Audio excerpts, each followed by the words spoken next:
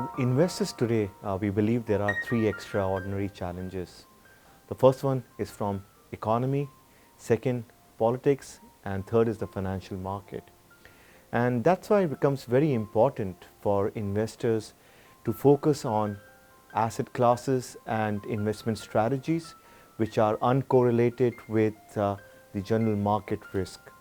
And we do believe that at this juncture we need to be sensitive of many risks which comes from populism, widening fiscal deficit within the developed market, and also in terms of many geopolitical risks. So keeping these specific challenges in mind, we really believe the opportunity comes in having a more defensive strategy, but defensive here does not mean giving away the upside potential. So on one hand, what we are really trying to do within our investment strategy is to have exposure into positions like long yen, having exposure into Norway, Sweden, and these are the economies where we really believe we would be able to have a good buffer in a more challenging environment, because places like Norway, Sweden have current account surplus and fiscal surplus, while yen is a good safe haven currency, and it has proven itself as a very productive safe haven currencies in many of deep risk off or high volatility environment. So just to summarize, for coming year, we really believe the focus of the investors needs to be in uncorrelated exposure from the market risk.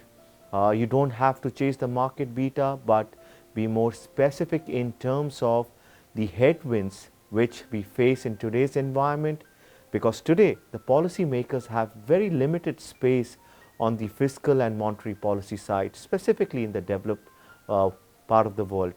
So the response really is not going to be that sufficient. So you need to have a reasonable amount of allocation into economies which have more bandwidth to support their specific markets in a more risk-off environment.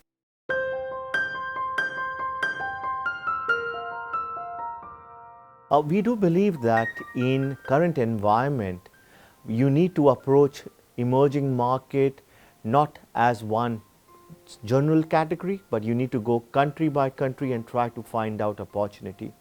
We've been very selective in terms of picking which emerging market economies where we need to be invested, and also we want to be sure how to play those specific emerging markets.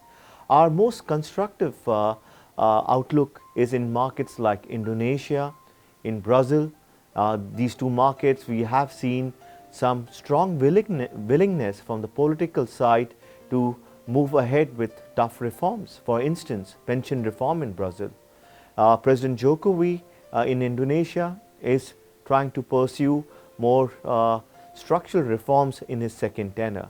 So these are the specific markets which we like.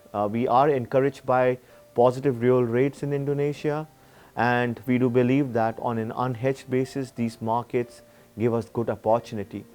While places like Mexico, we have partly hedged our currency exposure, and places like India, we only want to play through the duration, and we have pretty much hedged out the currency risk in India on account of the fiscal challenge and slower reforms. So those are the specific markets which we believe would do well in the emerging market universe.